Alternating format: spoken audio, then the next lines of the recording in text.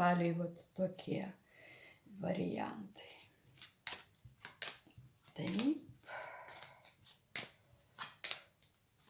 Anglosaksiškos, matot, jos yra gana kitaip, jos kitaip ištransliuoja, nors papildo dar daugiau negu 24. Tai čia jau meistro, taip sakant, gebėjimas, kaip tai ištransliuoti. Taip, kiek mes čia žiūrim, 36 minutės, taip. Ai, ne, 20 minučių. Gerai, tada dar padarysiu tokį, 2 variantus. Pasižiūrėti jūsų negatyvą. Pasirinkite skaičių 1 arba 2. Šiam laikotarpiui. Po kiek laiko gali ir kisti, aišku, bet jeigu jau negatyvas užpuola, tai paskui pasijaučia vis tiek. Daug pas mane yra tokių, kur jie galvoja, kad viskas bus gerai, bet negatyvas susikaupia vis tiek ir valymą reikia daryti, nes proveržio į priekį nebus. Kol neišvalysite. Nu čia normalu, kol neišplausi drabužio, tol, tai ir vaikščiosi purvinas. Tai čia va taip. Dabar taip, gerai, 2 variantai. Pasirinkite, kuris skaičius jums daugiau rezonuoja. 1 ar 2. Dėsiu taip. 2, 3,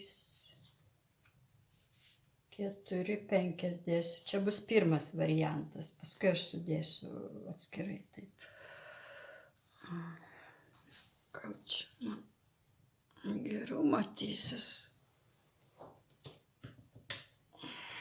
Kažkaip šviesu aš čia neprisidėjau pakankamai. Gerai, pirmas variantas. Kas pasirinkot vieną variantą? Pirmą. Taip.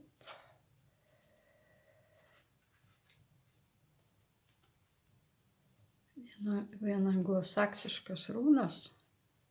Vat gražu. Gerai, taip. Vienareikšmiškai negatyvas yra eivas. Na, per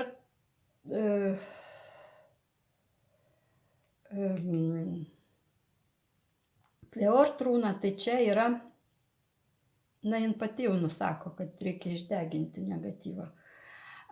Čia yra Jor, bet jinai atitinka, anglosaksiškai atitinka Hagalas rūna. Tai jau labai stiprus negatyvas ir dar negatyvi. Labai stiprus negatyvas. Eina ant sveikatos ir savų kažkokių reikalų, ypač jeigu dirba su rankomis žmogus, tai, žodžiu, nesiseka kažkas tai. Čia yra toks, žodžiu, ir šita runa anglosaksiškoji, gal matosi, aš nežinau, jinai amatininką atitinka, kuri dirba su rankomis, kūrė kažką tai. Tai vat, ir Saulo negatyvė. Žodžiu, nėra sėkmės tame ir energijos gana didelis trūkumas. Tas darbas ir sveikatos nebuvimas dar priedo, dar energiją atima. O čia reiškia, destrukcinės tokios energijos. Pleort iš karto sako, kad ritualinė ugnis, apvalymas, būtinas valymas. Nes realybėje nebus nei rezultatų, nei sėkmės, nes Saulo šviesa, jinai čia šiuo atveju tamsoje yra, dvasinės būvis taip pat sudėtingas, sunkus, tamsa dvasinė. Nes Seulo Alfheim atitinka pasaulį, kur yra dievų, reiškia, dvasinė buveinė, žmogaus dvasinės būvis. Tai vėlgi ir sveikata, ir dvasinė būsena, nu čia jau labai. Nu ir gali dar būti,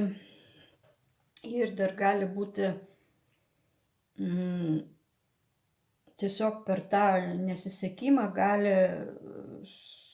galite ką nors sulaužyti ar sugadinti, ar tiesiog šiaip kažkas su rankomis, ką gali kažkam pakenkti. Tai vat būtinas valymas ir negatyvas yra gana stiprus. Čia buvo pirmas variantas. Kas pasirinko antrą, dėliosiu antrą dabar.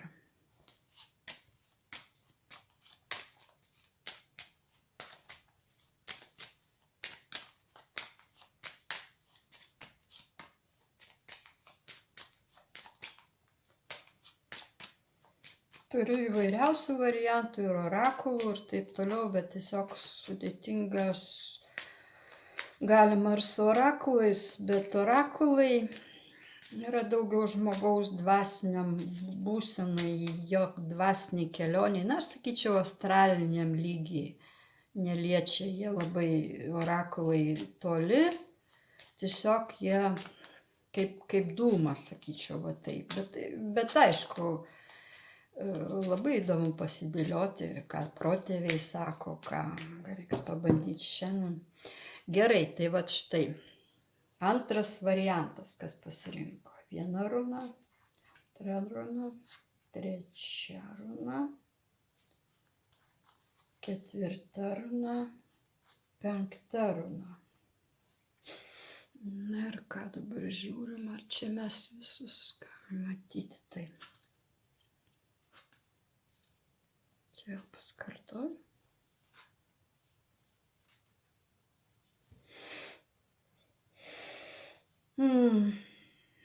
Taip, negatyvas yra, bet jisai nėra toks labai stiprus kaip praeito pirmo varianto, Perto. Čia kaip karminis toks faktiškai uždaro visus šansus į mentalinį lygį žmogaus, jis ir klaidas gali daryti, į minties.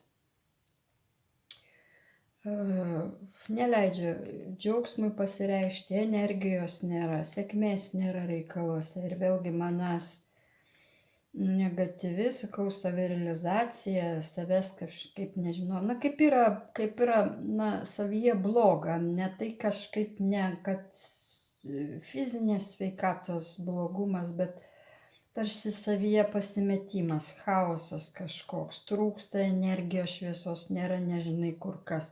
O dar Perto yra uždara. Perto dar atitinka ir Norna Urd, nautys, faktiškai irgi tai yra, na problema jau yra ir gali būti ir iš išorės eina ir apgaulingi faktai arba kažkokia apgaulinga informacija gaunate, nusiviliate, teisės į kažkokį rezultatą kaip džiaugsmą pas jūs nėra, nes trukdo šitas negatyvas. Tik tai viena teigiama vunjo. Nėra, neduoda harmoninės emocinės tokios laisvės, laimės, tokios, kad būtumėt pilnavertiškas žmogus, šansas uždarytas. Taigi, kas antrą variantą pasirinko, tai čia vidutinio lygio, reiškia, yra negatyvas, bet aišku, jeigu viduje yra labai blogai ir su mintimis, ir depresija gali būti, nes kas kad jinai teigiama, jinai šalia Anzų stovi, tai mintys kartais ir iki depresinių slenka, galimi piniginiai nuostoliai, pinigų negavimas Perto dar atitinka ir pinigus. šansų nėra. Žodžiu, arba slapta informacija kažkokia yra, apgaulė yra iš kažkur. Nu, kad viso to atsikratyti nuo kitų žmonių ar kažkaip, tai čia irgi reikia daryti energetinį valymą. Čia antras variantas, nes be jo nieko nenusikrato niekas, nepasišalina ir nes reikia grąžinti atgal tiems, kurie sakykime, jums siuntė kažką neteisingai. Kas nekas, bet runos nusiūs atgal teisingai. Jeigu jau kaip kas prisidirbo neteisingai, tai iš tikrųjų gaus per galvą. Yra tokių dalykų, kur žmogų apgauna. Turiu irgi tokių tikrai gaila žmogaus, kada kažkas apgauna ten daiktais, dar kažkoks. Kiek žiūrėjau valymo rezultatą, puikiai atskaldo tam kenkėjui, taip kad toks patarimas, kad žiūrėkit save vidų pirmiausia, paskui jau viskas susitvarko išorėje. Dabar nežinau, kokį čia dar sugalvoti jums klausimą.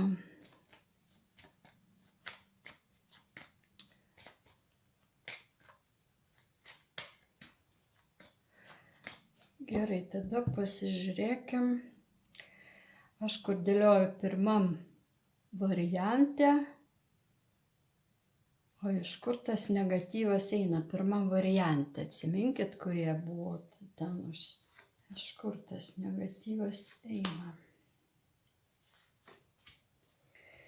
Tas pirmas negatyvas, kur buvo labai stiprus, jo labai vėlgi kapo runa, dagas tamsa, transformacijos jokios, to viskas vietoj, tiesiog kaip į kapą įmūrintas žmogus. Šiuo atveju raido tiesiog užsivedęs jau tokia kryptis juoda, kad norint kažką, tai būtinai tas valymas reikalingas. Eina dagas, šiaip yra laiko runa, per laiką susikaupęs tas negatyvas. Anglosaksiškai, tai čia jinai neįeina į tos pasaulius, bet jinai kitaip traktuojama. Žodžiu, kad nejuda niekas. Ekstremaliomis sąlygomis gyvenate jūs kažkaip tai kaip tarsi į akmenį atsitrenkia. Kryptis jo į tą eina. Jeigu apsuksim taip, tai vis tiek eina, būtent iš šios dvi runos visko ir apsako, kad kur besisuksi, vis tiek juoda linija eina. Taip, kad pirmam variantui iš ten ir eina iš laiko ir iš tamsiųjų požemės jėgų susikaupusių. Gerai, antras variantas, iš kur tas negatyvas eina.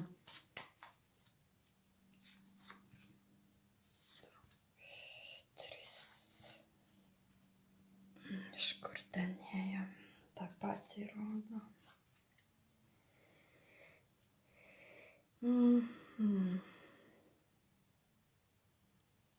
Taip, eivas, kveort, kenas. Negatyvi. Apsaugos nėra.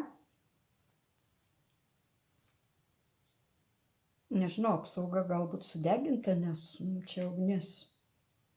Gal kažkas tai jūs sudegino tą apsaugą arba... Šiaip jau abi rodo, kad reikalingas apvalymas, suteikiant apsaugą. O kenas, rodo, kad eina iš tų vadinamų, vėlgi duoda tamsą. Duoda tamsą, neduoda numatyti. teisingų kelių, žodžiu, mintimis niekaip neprepsit, kol neišsivalysit. Sudėtinga jums bus susivokti, suprasti, būtent kur klaidingos tos žinios, kur klaidingas mintis. Jo, eina iš požemio, vėlgi eina į vas ir požemio pasąmonės, labai žemo lygio energijų eina šitas skult. Dar Norna perspėja ateities, kad visgi reikia jums apsivalyti nuo tokių, kad viskas būtų ir apsaugą suteikti, ir jums aiškiau pasidarytų savo žiniuose, savo mintise.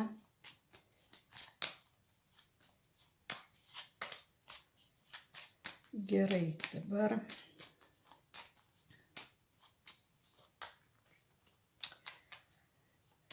dar tada bandykim runomis pažiūrėti jūsų energiją spalį. Po 7 lygių dabar, sakykime, aš 2 variantus imsiu. 2 variantus imsiu jūsų spalio mėnesiui energijas. Pirmas variantas.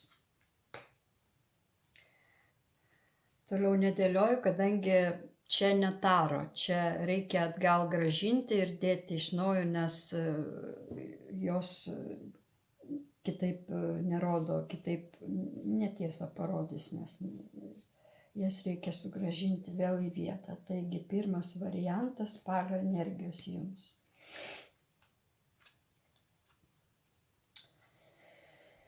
Taip, kas pirmą variantą rinkosi,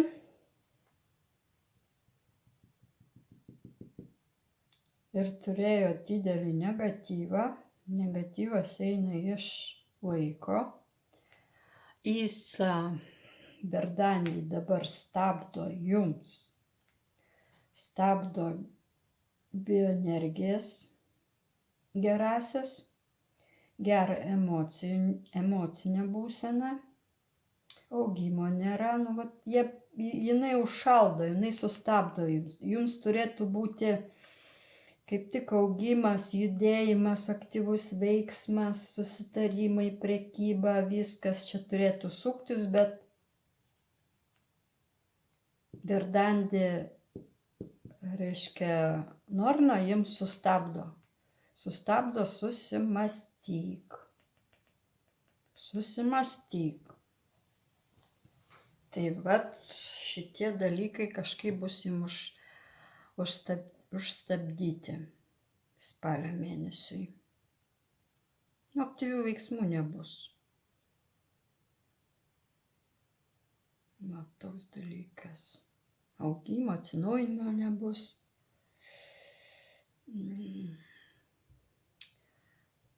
Dar gali būti, kokia nors, čia traumos negali būti, gali būti koks nors gydymas su adata, žodžiu, į sveikatą gali būti kažkokios injekcijos, jeigu tai bus sveikata, sakykime, pašlyjusi spalio mėnesiui. Taigi pirmas toks variantas. Dabar antras variantas.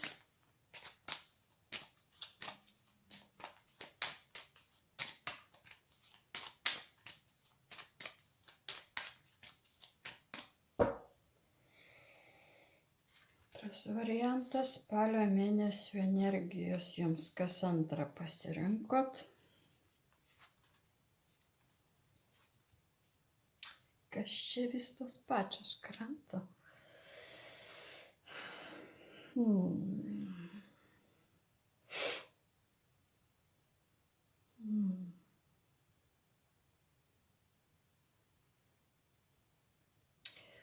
Šiaip tai reiktų kažką tai daug žvakių padeginti, gal kažkiek tai arba su žvake apsivalyti.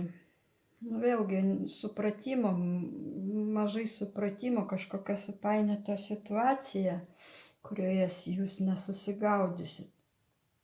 Mažo žinojimo vidinio. Tiesiog tamsa, nu, reikalų nejudėjimas, nu, tokie dalykai, vitalinės energijos nebuvimas.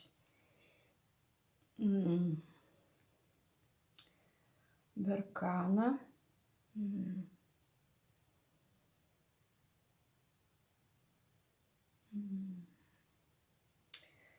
Nu, sveikata, reikia atkreipti dėmesį į savo emocinę, psichinę sveikatą.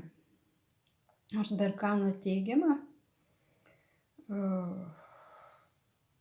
taip, moteriško energija, nieko blogo čia nėra. Saugokitės, jeigu ką, ugnies.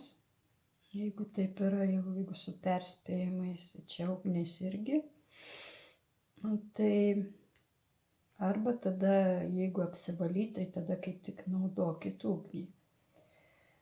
Bet ta ugnis reiškia, kad jinai apvalytų galbūt savo patalpas, apvalykit nuo negatyvo, kvört runa.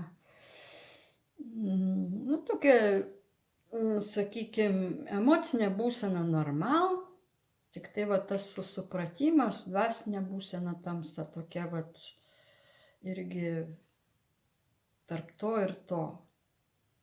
Tai va toks spalio mėnesis toks nebus aktyvus,